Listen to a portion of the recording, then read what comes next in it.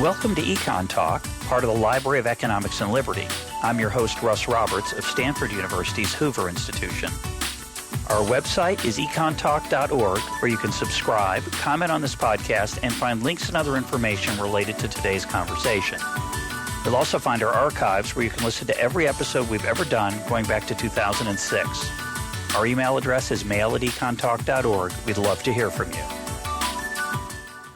Today is September 18th, 2015, and my guest is Tim O'Reilly, founder of O'Reilly Media. On November 12th and 13th, he'll be hosting a Next Economy conference titled What's the Future of Work? Tim, welcome to EconTalk. Glad to be with you. Now, you've had a very interesting career, all of it with a front row seat, or at least a lot of it with a front row seat, watching the internet revolutionize our life and so many things. You started off as a publisher. You still do that, but you do lots of other things, conferences, investing, so on. So let's start by talking about your career. How did you build your publishing business, and how did that have to change as the world changed? I started out as a contract technical writer. And in fact, that was a little bit unusual because I was thinking of myself as a writer about other topics. And I got my first technical writing job the same day I saw my first computer.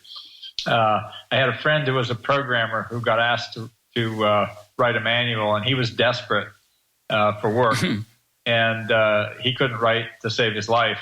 But I had actually backed him up by doing some editing of a previous project. And he said, hey, why don't we go in and apply for this job together? And that was the beginning of a partnership that lasted a few years. I did learn about computers. I got excited about them. And, he moved on to other things. And I basically had this contract tech writing business. And then I started to realize that people were looking for the same kinds of manuals. So in today's parlance, I pivoted. We ended up starting to create manuals that we thought would be useful for other people. We licensed them to companies, and then we realized that, in fact, we could just publish them on our own. And then some years later, a couple of things happened that were really big for us. We published the first popular book about the internet. It's called The Whole Internet User's Guide and Catalog. We published it in 1992. And at the last minute, we added a chapter about this new thing called the World Wide Web. There were only about 200 websites at the time. But we thought this is really what we've all been looking for. We've been working on electronic publishing, and the notion of that there should be a standard format to read electronic content in really excited us. And as we were working on this, my co-conspirator on this, Dale Doherty, who's gone on to found Maker Media, which we spun out of O'Reilly last year. I'll come to that later.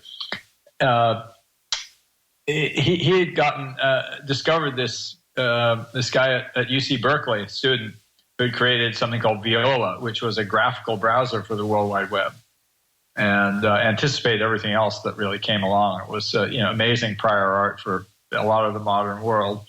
And we hired Pei. His name was Pei Wei, and we hired him to work on this project. And as we published this book, The Whole Internet User's Guide and Catalog, he said, I could build like a browser version of that catalog in the back. So it was sort of a catalog of various websites. If you telnetted to this Quake server, you get information about earthquakes. There were a few World Wide Web sites. There were Waze sites and Gopher sites. And so he built this sort of graphical front end to the catalog in the back of The Whole Internet User's Guide and Catalog. And I looked at it and I said, that's not a demo, that's a product. And Dale Doherty had this idea. He wanted to do an online magazine about the people behind the World Wide Web. And we put those two ideas together, and we created what was really the first commercial website. It was called the Global Network Navigator. It predated sites like Yahoo, any of the other portals. And it was actually the very first site to have advertising on the World Wide Web.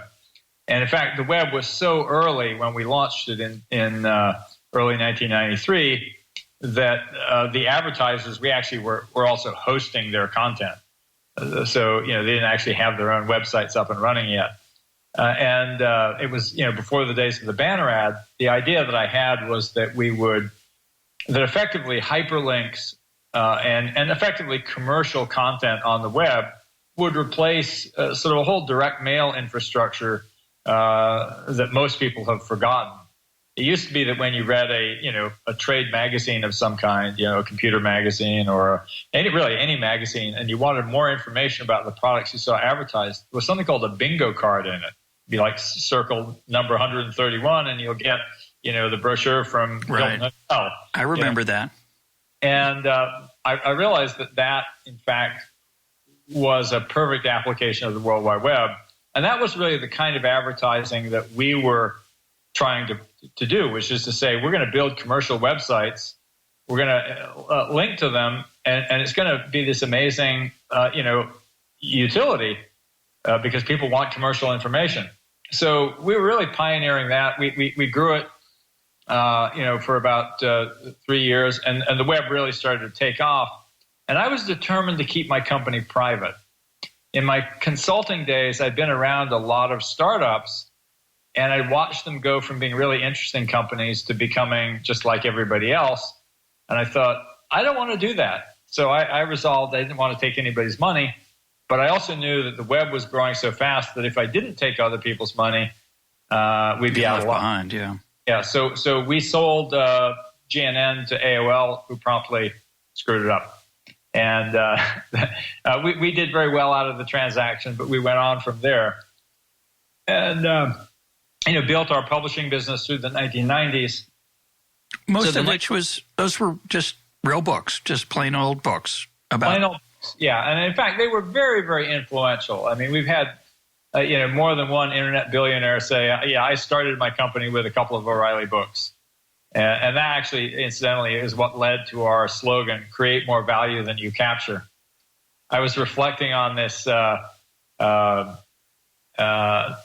this fact, and Brian Irwin, who was my VP of marketing at the time, said, "Well, we create more value than we capture," because of course we got $35 or whatever, and Pierre Omidyar got billions, but still counts.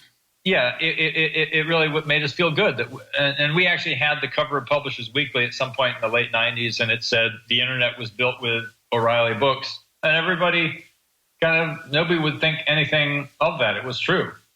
But anyway, somewhere along the line, I realized that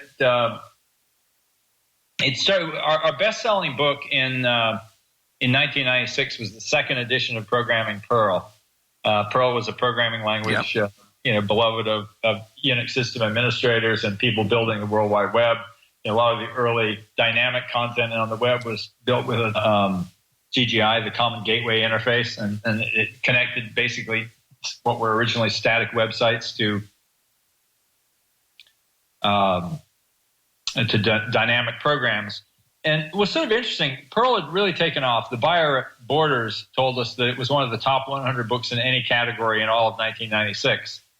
And so it started to bother me that no one was talking about Perl outside of this underground community. And so I decided I was going to put on a conference to promote Perl, which we did in the middle of 1997. And it was really just to market the fact that nobody was paying attention to this super important, influential technology. And then I realized that all of my best-selling books were about these technologies that nobody was talking about. Not only had we built a whole program around the World Wide Web, but there were other programming languages like Python and JavaScript, HTML itself. All of these things had something in common. That is that they were free, they were given away, they weren't backed by a company.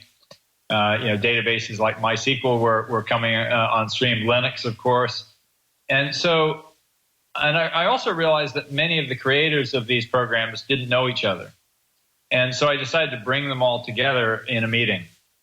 And there was a free software movement that was focused very much on Linux and editing tools like Emacs and the GNU compiler. And it was very much a political movement about the idea that software ought to be free. Correct. They left out of their narrative a huge swath of the world. The fact that the Apache web server was probably more important than anything of those things except Linux. The fact that SendMail was routing all of the world's email at the time. Perhaps most important of all, that Bind, the Berkeley Internet Name Daemon, was basically helping everybody find websites. If you had a domain name, you were using Bind, whether you knew it or not. And so I realized that the sort of the universe of free software that had come out of Berkeley Unix rather than Linux was being ignored. And so I kind of tried to bring these two worlds together. And in the course of that, one of the people I invited, Eric Raymond, had been doing some great writing about this new world of free software, or sort of the theoretical underpinnings of free software. And he had a meeting just a few weeks before mine. And at that meeting, Christine Peterson of the Foresight Institute had suggested that there was a problem with the name free software and suggested this term open source. And so at my meeting, we actually had a spirited debate about this. And eventually everybody decided that this was a good name and we were going to get together and use it. And because I had learned early in my career, really from my early internet activism around the World Wide Web, and that's really a piece of the story I have to go back to tell you. This guy, Brian Irwin, who was my VP of marketing, had originally been the director of activism for the Sierra Club. And when we published that book, The Whole Internet User's Guide and Catalog, he said, nobody cares about your book. What we ought to do is go out and market the internet. And that's really the path that led us to GNN. It's a good idea. To every member of Congress, we kind of went and did a press tour talking about the internet is coming, the internet is coming. And so we really had done this sort of activism as marketing. So then this sort of open source story was sort of a second opportunity to do this activism as marketing, to tell a big story. So at the end of this, what I had originally called the Freeware Summit, but came to be called the Open Source Summit because of the big news out of it, where we came up with this new name and everybody agreed to use it. I had already planned a press conference. I told the attendees at the end of the day, we're all going out on stage, and we've got the New York Times and the Wall Street Journal, and what are we going to tell them? And the essential message, one was, the internet is built on this software. If you route email, it's this guy. If you have a domain name, it's this guy. And we eventually got all the way to Linux. But it was really eye-opening for people. And I still remember it, within the space of a couple of weeks, it completely changed the narrative from, free software is this upstart thing that is a cancer on the software industry, going to destroy the ability to create value, to, oh no, this is actually the centerpiece of the next wave of innovation in software. And we were really able to change the narrative. How many people were at that conference? Oh, it wasn't really a conference. It was probably 25. It was what we call a summit, where we just got people together in the room to discuss issues. So the actual press conference at the end of the day, was probably 30, 40 people. So I want to hear about the transition from paper to something else. You mentioned Borders a minute ago. I'm sure there are people listening who don't know what Borders was. It was a bookstore. It's possible, a brick-and-mortar bookstore. It's a really nice one, too, for a while. It's possible that there will be people listening to this someday who won't know what a bookstore is. I guess it's conceivable there will be people listening to this someday who have never seen a book. Your publishing career started off with paper books, regular old-fashioned books. There's still some. Do you think that's going to stay? Do you think paper books are going to make it, or are they going to become an antique collectible that people keep just to see what they once looked like? Well, first off, I think it's really important to realize that books were always limited to a relatively small segment of the population. Even when we got universal literacy, I remember back in the It was probably in the 90s. There were various studies, and it was at most in the teens of the population who read more than 1 or 2 books a year. So it's always been a niche activity. I think it will become more niche. The good thing is that more people are reading today than have ever read, and they're reading, all kinds of content. And there's a sort of a rich, array of business models to support the creation of that content. And I think we should be very happy about that. But yes, will books, go the way of the vinyl record? Probably. That is, they'll be prized by collectors. There may be various kinds of renaissance of books. And in fact, there are people now, who still will say, I will prefer a book. Yeah, I go back and forth, but I have a feeling. I just wonder if our grandchildren or great grandchildren will have that feeling. It just could be. Absolutely. I mean, I like a fountain pen too. Yeah, absolutely. I think it's very, very likely. I find myself, despite being a lover of books and somebody who owns about 10,000 books at least, I find myself, increasingly resenting the space they take up. Yeah, it's hard. I find myself increasingly resenting the fact that most modern books are really badly manufactured, in the sense that they're big and ugly and heavy. Yeah. And it's so funny, because one of the things I am a book collector, and one of the things I collect are these beautiful little bound volumes from the 1860s through the 1890s. They were actually originally paperbacks published by a company called Tauchnitz, which did, for example, the great British authors. So they're English language books. But because they were paperbacks, people took them home and bound them. So everyone is unique. They're not, mass produced. Yeah. But they're beautiful little hardbacks, the size of today's paperback, and they're beautifully made. And I go, that's what a printed book should be, and instead of these big honking volumes that nobody could ever want to carry around.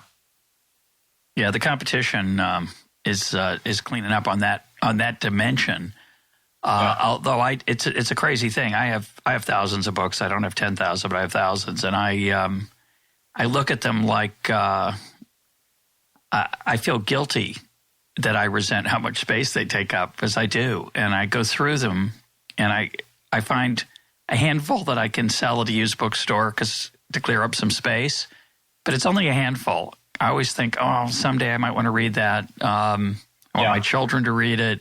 So it's going to be interesting to see how the next generation feels about it. My daughter's anti-Kindle and anti-ebook, so she's persisting and lugging around dozens, hundreds probably of books, not dozens, hundreds of books around the world as she gets older. It's going to be a challenge.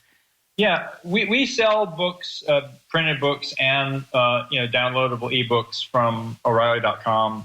Our website. And I would guess that 90% of what people buy are the ebooks. And we also obviously have an online subscription service, Safari Books Online, where you can have all you can eat for a monthly fee. And that has, if you added that in, the balance would tilt even further. Of course, your audience is fairly is specialized. Yeah, that's my last book, I think, is about 50-50, ebooks and hard books, which are real books, whatever you want to call them. Brick and mortar books. I don't know what the right title is. Yeah.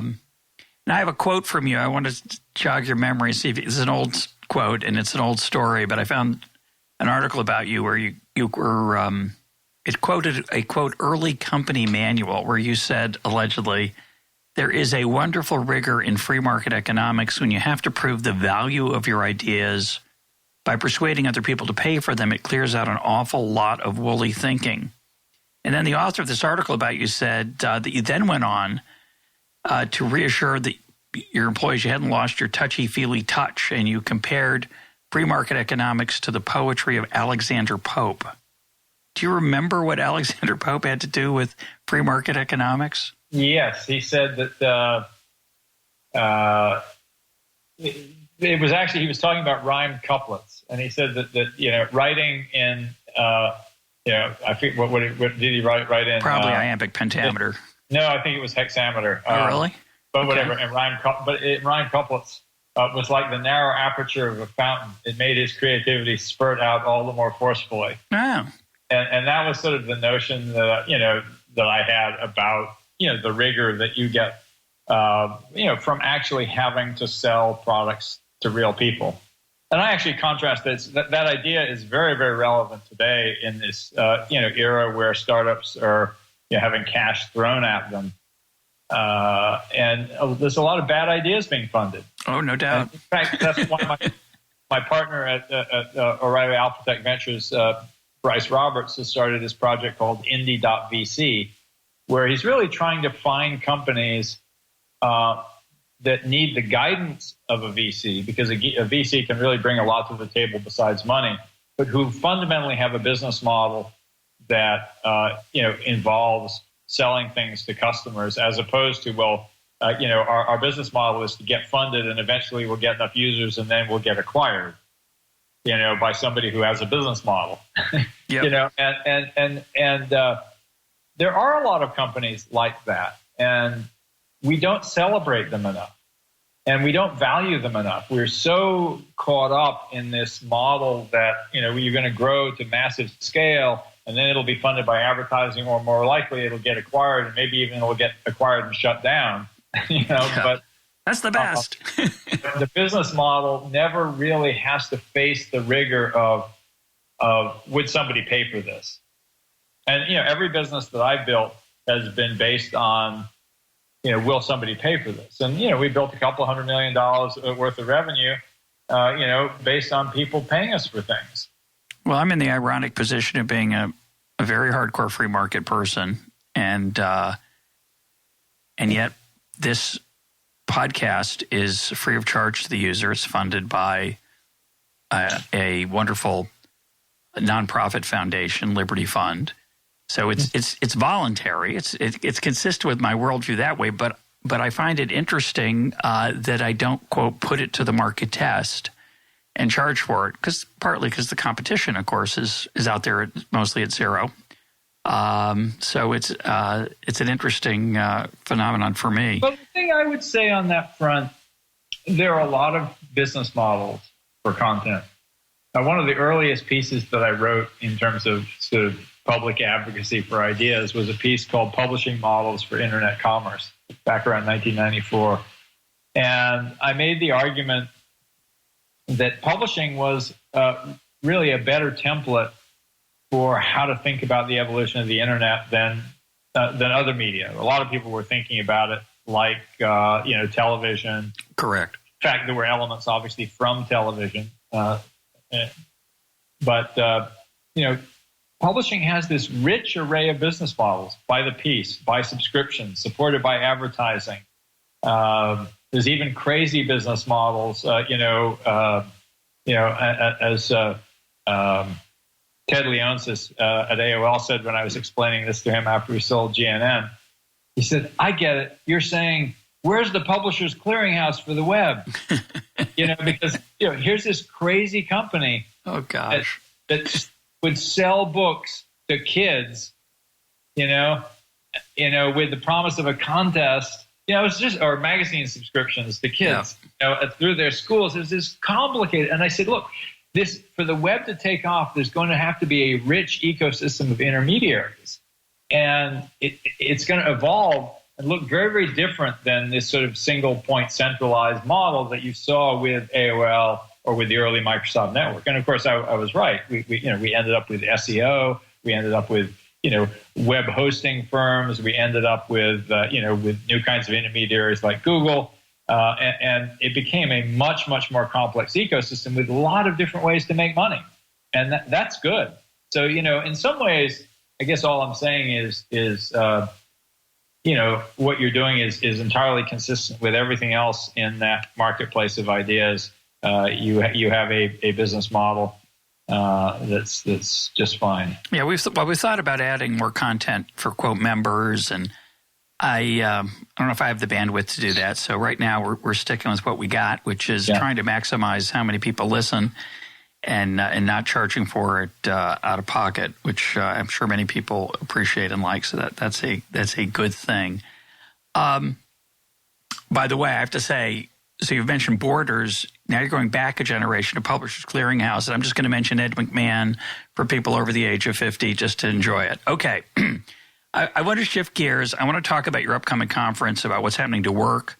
And I want to look at some issues you wrote about in an essay at Medium, the interaction between technology and labor, particularly in the sharing economy. You wrote the following. There are two different approaches to using technology to manage labor. One provides data and control solely to managers, disempowering workers and minimizing their costs to improve company profits. The other offers data to both managers and workers, giving workers agency, the freedom to work when and how much they want. Talk about that distinction and why it's important. Well, a lot of what I do in my work is to frame things that ought to go together that people don't put in the same picture. And so when I've been hearing all this notion that workers in the on-demand economy, people who drive for Uber or deliver for Instacart or work in any one of these other on-demand companies, have no stability, no security, and if only they could be made into W-2 workers, traditional employees, here in the U.S. With benefits and security. All would be well. And I went, this is completely ignores a lot of that needs to be brought into the picture. And because in general, low-wage work in America is also on demand, with no stability, with no predictability. And yes, it happens to have W-2, but if you work for McDonald's or the Gap or Walmart or a landscaper who drives by every morning and picks up people off a street corner sometimes. Yeah, you're managed by an algorithm, just like you are when you're working for Uber or Lyft. And those algorithms are very, very different, though. The scheduling software that's used by these large low-wage retailers and fast food companies, are programmed to basically optimize, the workflow for the company. As I wrote facetiously in that same piece, we used to think we needed people for 8-hour shifts, but now we're so smart with big data that we can actually make real-time predictions. And we know that we now need people for these 2 hours and this 1 hour and these 3 hours. And we're so real-time that we can tell them, today that we need them this afternoon. And, no one's thinking there about what does that mean in the lives of the workers. And so for me, part of what I was trying to get across was that, all the people at the Department of Labor who were starting to look at, well, should we be cracking down on this on-demand economy, are actually should be looking at the regular wage economy and noticing that the things that they thought were workplace protections have been routed around. Because one of the things in that scheduling software is that it makes sure that nobody gets more than 30 hours a week, so they're not eligible for health benefits and other, rich benefits that they pay to their core employees.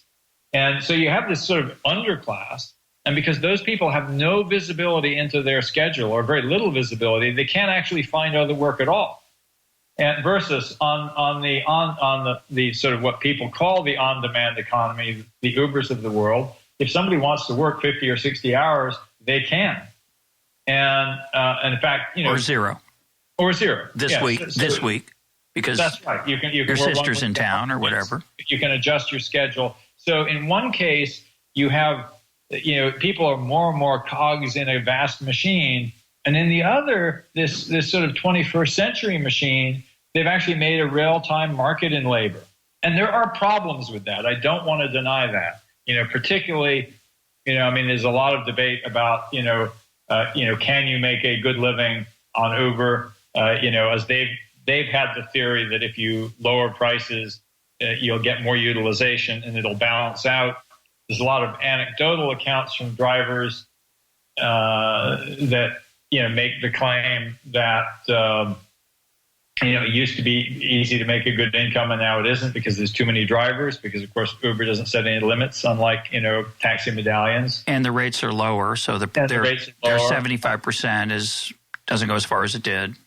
Yeah. That being said, the economists at Uber say they've looked at the data in aggregate, and it's just not true. So it may be true in individual cases, maybe not in others, but I haven't actually seen the data myself, but I certainly know two things.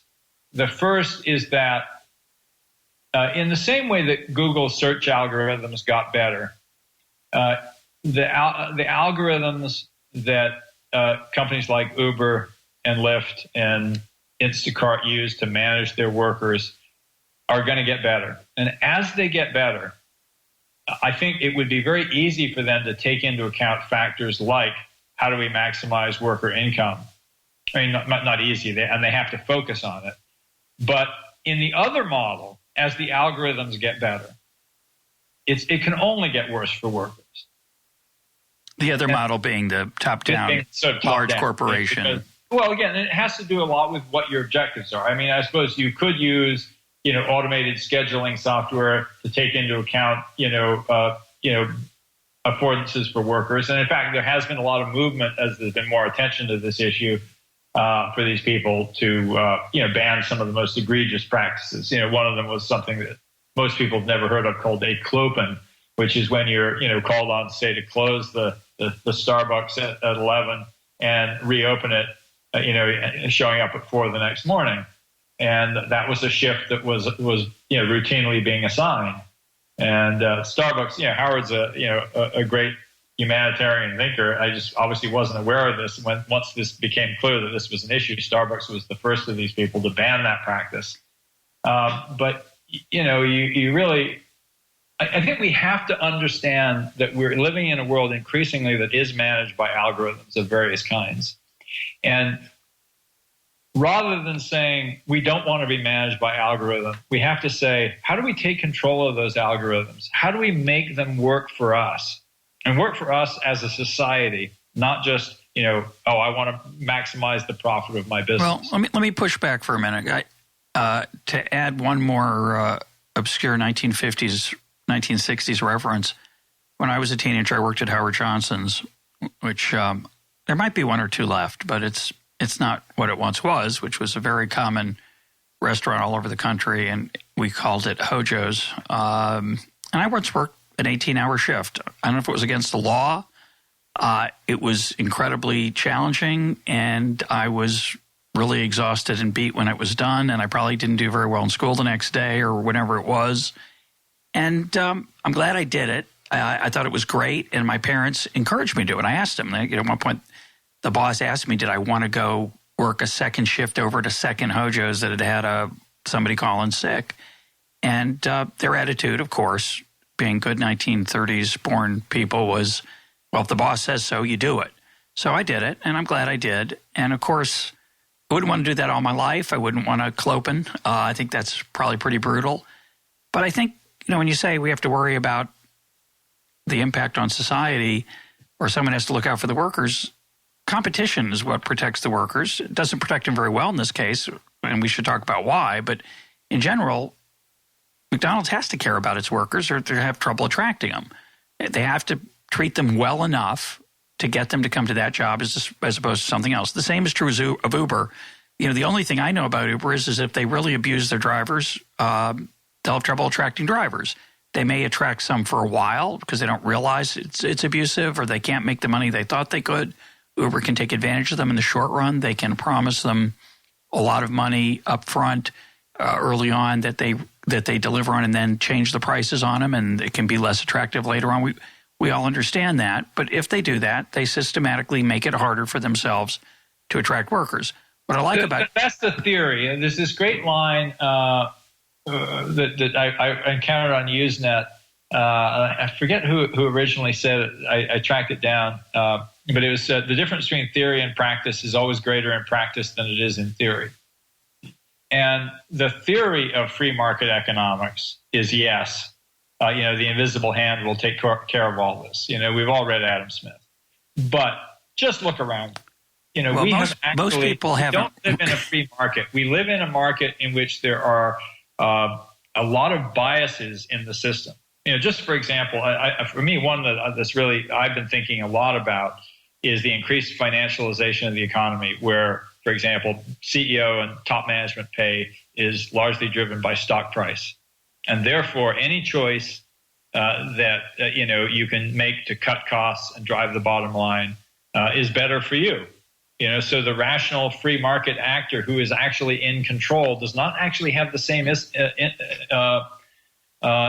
as everyone else, and in fact may not even have the same interest as real sharetholders, because you can manipulate the stock price very easily. But if I abuse my workers, if I lower my wages, if I treat, let's take Uber. If Uber does a bad job. No, I understand the theory, but forget the theory. There's a cost. I'm not going to say it's going to be perfect when it's over. It's nothing to do with theory, unless you don't think people pay attention to what their options are. It's not a theory. It's I think a reality that if you take money away from people that used to give them, they're not going to be as interested in working for you. Will they continue to work for you? Yes, if they have no alternatives. That's right, and that's the point. Do we as a society, we have created, through a set of aggregate decisions, we've created a set of very, very poor alternatives for a lot of people. So that's what I want to talk about. So yeah. I would argue that rather than trying to figure out whether how many angels can dance on the head of a pin, which is the equivalent of asking, should Uber employees be 1099 workers or W-2 workers? Because there's no correct answer to that question. It's not a question of definition or measurement. It's a question of policy. It's going to help some people and hurt others. My worry is that if you make them employees, you're going to hurt the workers, the people you're trying to help. Well, I'm totally with you on that one. So then the question is, what do we do? So then you ask to me, the underlying problem then is that the workers that we're talking about, and I think I hope this is a major issue in this in the next set of elections that America faces, because people don't talk about it, I think, very thoughtfully. But the issue is you have a lot of people with low skills and who had bad education or whose education doesn't fit with the current demands of employers.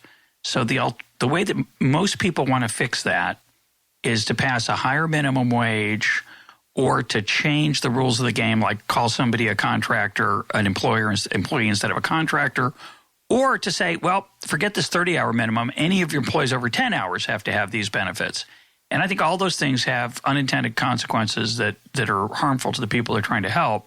So to me, the issue is what can we do policy-wise, and what can individuals do for themselves in their own choices to give themselves more alternatives than this current generation of low-skilled workers has. Do you agree with that?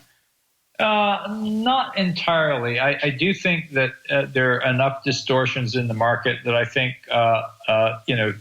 some improvement to the minimum wage is a good thing. I think that the idea of portable benefits not tied to employment, to a single employer, is a good thing. I do think at the same time, and particularly that latter thing, would actually be supportive of a truer free market economy. Where you, for example, have, when Uber needs more workers, they do surge pricing. They say, okay, we're going to try to get more workers in at this time. And that's very, very different. If in fact people are not bound to an employer by that you get benefits here and not there, that's actually a good thing in terms of allowing them more choice, and it makes the market look more like a proper free market than one with some built-in biases and distortions. Yeah, it'd be a good idea if we got rid of the barriers that make it hard for health insurance to cross state lines. They got rid of the government subsidy to employer-provided health insurance, which is something we just take as, all we've done is now write that into stone, which is, I think, a tragedy. It's part of this problem.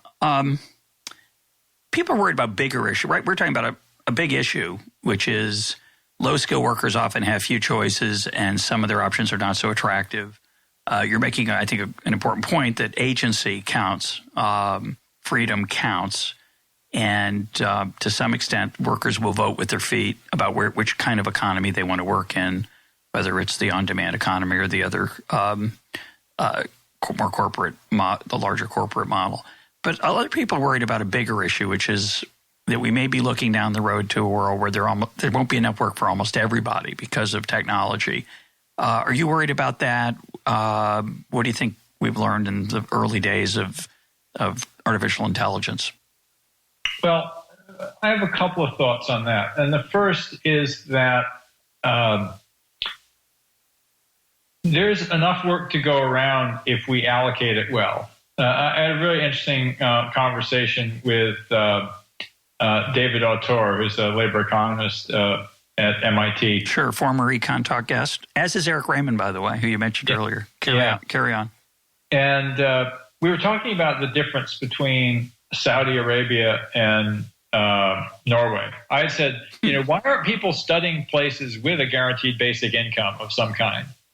And he said, it's surprising. Nobody's really written a whole lot about that. But we end up talking about Saudi Arabia versus Norway as two examples. And he said, look, in Saudi Arabia, 90% of non-government work is done by guest workers, because work is looked down on.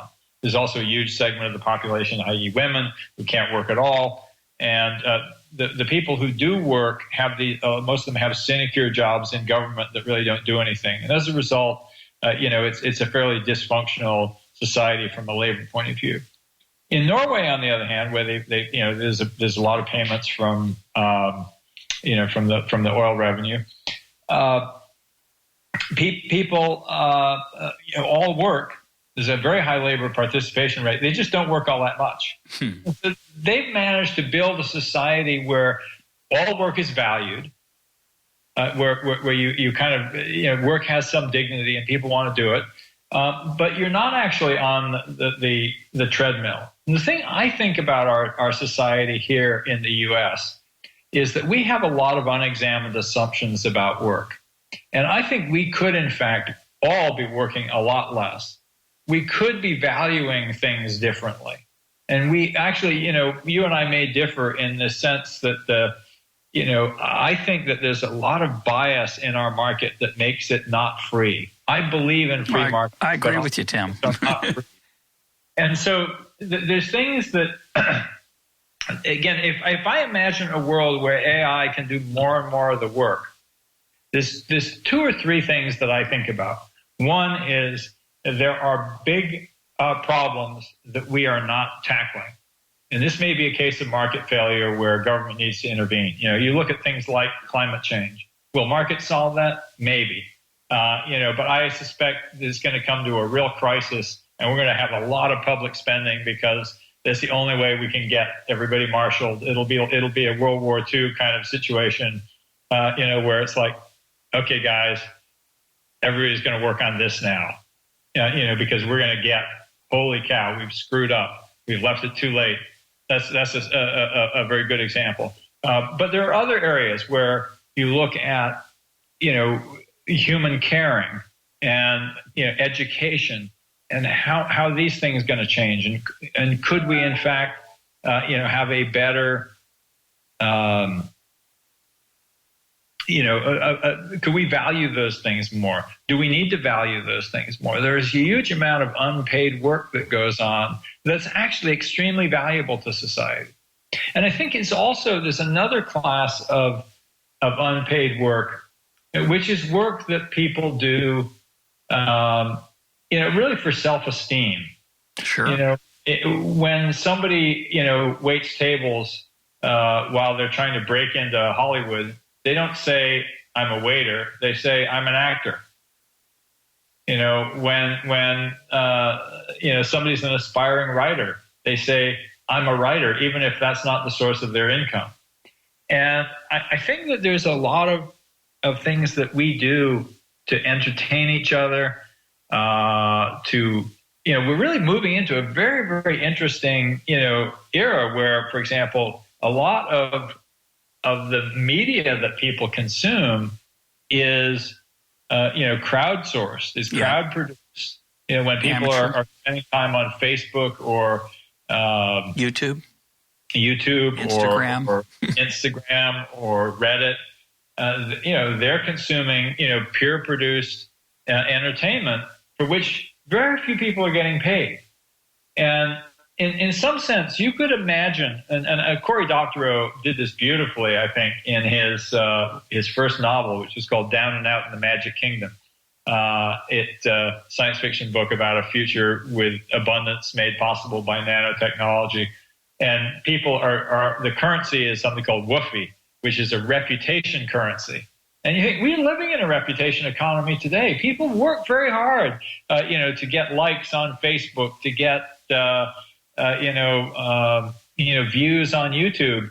And the transition between that and today's monetary economy is very shaky. But I think there's something in there that we need to get our heads around, that if, for example, we were all given a guaranteed basic income, which is something that we may get to if there's not enough work to go around because so much of it's done by automation. One of the things we will do is that we will compete to get attention from each other.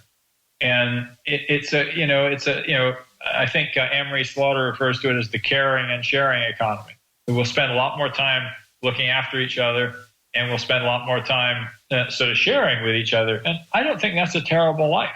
And I think it really behooves us to imagine that things could be different than they are. This modern hyper, particularly in America, this sort of notion of work, very, very competitive, very driven, where the good life has been driven really to the margins of our existence. It is something that, we do not have to accept as inevitable. No, and you don't have to accept it. We don't have to accept it now. Just a couple quick reactions. Just first, a footnote. I don't think we live in a particularly free market economy either, but I don't think that makes the minimum wage a good idea, unfortunately. Or say a maximum 30-hour week, which France tried. I don't think it worked out very well for them to spread the work around. Yeah. Now, the challenge I think we face is the human challenge that we have had for millennia, which is, where do we get our meaning? Where do we get our deepest satisfactions? I like to quote Adam Smith: "Man naturally desires not only to be loved, but to be lovely." And that's always going to matter. That's deep. I agree with Smith. I think it's naturally built into our psyche and our nature that we want the approval of the people around us. And that's, in this particular case, we're talking about Facebook likes or Twitter followers or views on YouTube.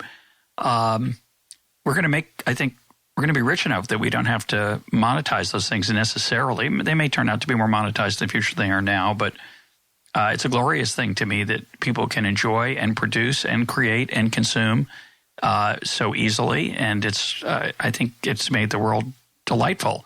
At the same time, I get a lot of my meaning, not all of it, but a good chunk of meaning from my work. I find my work deeply satisfying. I think more people do that today than ever in human history, but still a small amount. Still, unfortunately, many people whose work they feel is drudgery or unsatisfying or worse, dangerous. And as we move toward a richer and richer world, we're going to have more and more leisure time if we want. And I think it'd be a great thing to proselytize and preach that work is not the be-all and end-all. Money is not everything. But then people are going to say, well, for those who like their work, what is? And that's has never been an easy question for people to answer. I think that Go ahead. One of the things, the points that I was trying to make earlier about social media is that we need perhaps to dignify new kinds of things as work. Somebody, again, I think of an incredible social media feed like Brandon Stanton's Humans of New York. I consider that a work of art equal to, any, poet. I don't know if you're familiar with it, but I've seen it. It's beautiful. Yeah, it's beautiful. And he has, in fact, been able to make a living out of it. But you think of there's so many people who are working at things that don't get called work. There are people who are not Brandon Stanton who are sharing their photos, who are sharing their thoughts with other people. and getting meaning from it. And I think we need to actually go, yeah, just like somebody could say, I was a poet. You could say, yeah, I have a big, Twitter following. Well, and that's what I do. That may happen. Because, in fact, it is what people do. It may happen. Yeah. It may happen that produces dignity, that produces respect, honor, all those things that we care about. It's not something that's going to be easily. It's not a path we can choose. I don't think as to whether. No. I think that's going to happen. Perhaps it'll emerge, or maybe it won't. Something else will. Yeah, I think there is sort of an interesting, question to look at of how people get along in, countries whose economies have been decimated.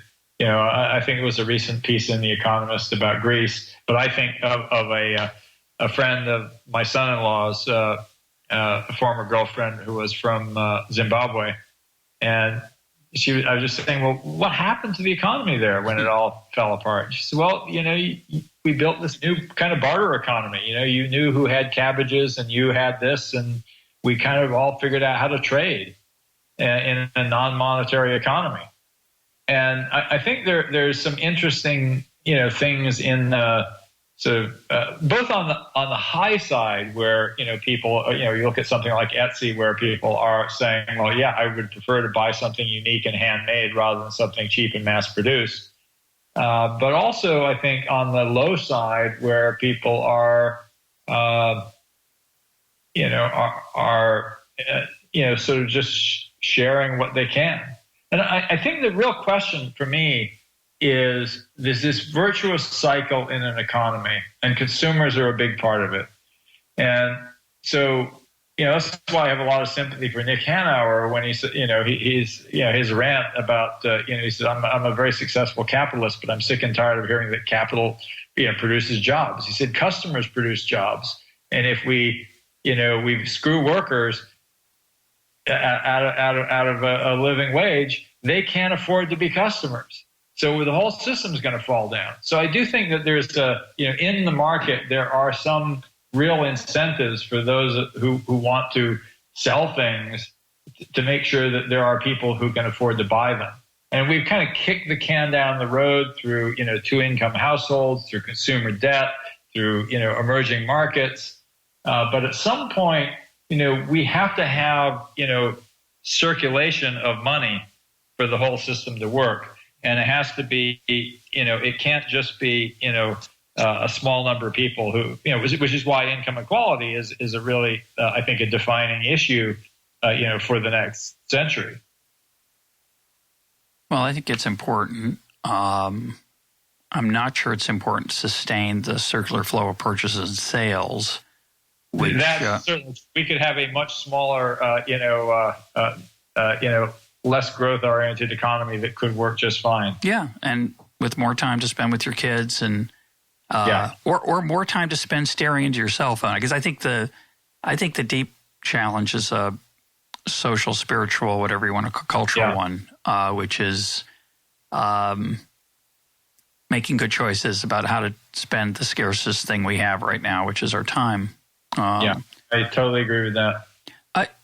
We're almost out of time. You've had some interesting thoughts on the Internet of Things. Talk about what that, in our last 5 minutes, talk about what that is. What is the Internet of Things? How is it important, and why aren't we doing it right? Because you've been critical of the current state of things. Well, I guess I'm not sure I know what you mean when you say I'm critical. I would just say in general that we are building a world that is infused with technology. And whether you call it the Internet of Things or something else, our future is full of smart stuff and dumb stuff made with smart tools.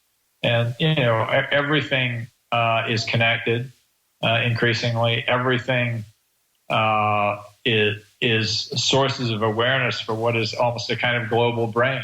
When you we're uploading billions of photos. Basically, we now have applications that can deduce things from all those photos that we might never have expected. Yeah, can I, just one quick comment, which just blew me away this morning. I couldn't believe it. I've started to use Google Photos, which I don't love, but there's an addictive part to it. I've got a Flickr account. I'm way too photo involved, but Google Photos tells me who are the 6 most important photo faces in my life, and it is my wife, me, and my 4 children. So I get that right. And then just for fun, I don't have very many pictures of me because I'm the photographer in the family. So right. I punched up, I tapped on my phone my Google Photos of me. And there I am on a hike. There I am posing with my children at graduation. There I am with my wife on vacation when we went off by ourselves and some stranger took our picture. There's a handful of pictures of me. One of them is a picture of my son. It's just my son at first is what it looks like. But if you look more closely, I'm reflected in his sunglasses. It's a shot I set up on purpose, but Google Photos didn't miss it. It understood that I was in the reflection of his sunglasses. That just blows me away. It's so smart. But it's not, of course. So sorry, I interrupted you. So we have all these algorithms are doing all these things in the background. I think, but that's actually a great example because, here are we have been basically, taking photos now for 150 years. They went digital, in our relatively recent lifetime, and new things are becoming possible because we have this massive amount of information. Recognition of faces, recognition of voices has progressed immensely. So back to the Internet of Things, people don't think of the cell phone as an Internet of Things device, but it is. It's a connected sensor package. Yeah, and I guess that's what you were referring to when you were talking about my criticisms of the Internet of Things. I think people focus too much on the device and not on what becomes possible when you have connected data from that device. And so, for example, when I would say to people, the most successful Internet of Things application so far is not Nest, it's actually Uber. People Correct. go, the connected set Internet of Things. I go, well, wait a minute. What about this ability to call a car to some random location in the middle of wherever and have them show up and know that you're there? This is only made possible because we're carrying around this sensor package with us. If it were a device, if there were an Uber device, everybody go Internet of Things. A special thing you had to carry that but had because a it's GPS. the phone, it just sort of seems just an app. Yeah, but it's not. It's magic. It's ridiculous. This ability to rethink the world, based on on the fact that we now have sensors everywhere, I think it is going to lead to a cornucopia of new functionality. The thing that fascinates me, to come back to photos for a minute, I'd be curious what your thoughts are on this. Another thing that the cloud does, and Google Photos, Flickr does it now too. I'm sure there are other sources that do it. It saves everything. I don't think about it. Used to be when you used film was expensive. You take a picture carefully, you take a roll of 24, 36 shots, you'd get a couple that you liked, maybe 3 or 4 if you were really lucky, and you'd kind of be sad that the other bunch you had to throw away because they weren't interesting. Now you don't care about that. Yeah.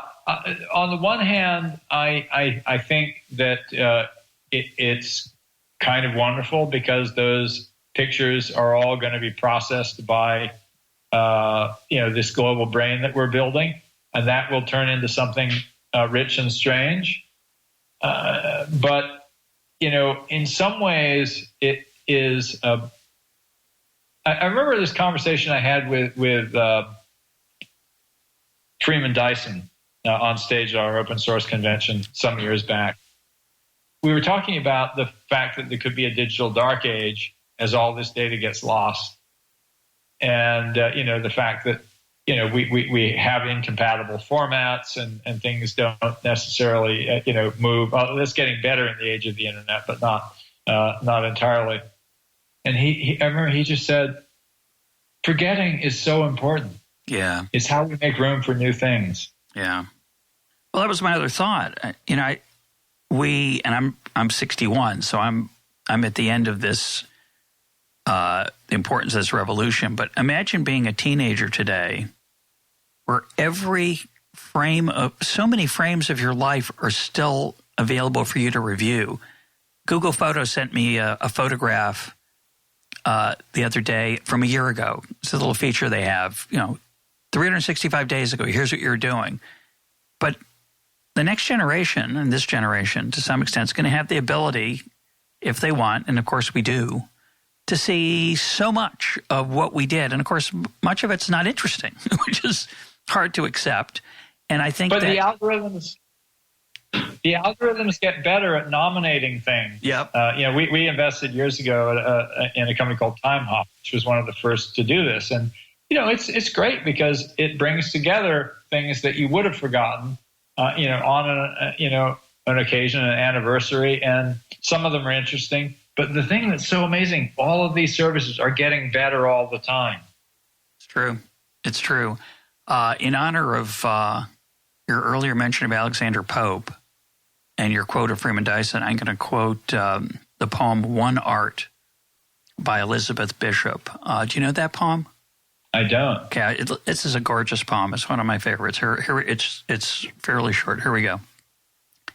The art of losing isn't hard to master. So many things seem filled with the intent to be lost that their loss is no disaster. Lose something every day, accept the fluster of lost door keys, the hour badly spent. The art of losing isn't hard to master. Then practice losing farther, losing faster. Places and names and where it was you meant to travel, none of these will bring disaster. I lost my mother's watch, and look, my last or next to last of 3 loved houses went. The art of losing isn't hard to master. I lost 2 cities, lovely ones, and vaster. Some realms I own, 2 rivers, a continent, I miss them. But it wasn't a disaster. Even losing you, the joking voice, a gesture I love. I shan't have lied. It's evident the art of losing's not too hard to master, though it may look like, write it, like disaster. That's nice. I actually have heard that poem before, and it is really very, very good. But that's Freeman Dyson's point, right? It's sometimes it's not a tragedy. Yeah. Want to say anything in closing about the future? No, I think thank you very much. My guest today has been Tim O'Reilly. Tim, thanks for being part of EconTalk. Thanks for having me.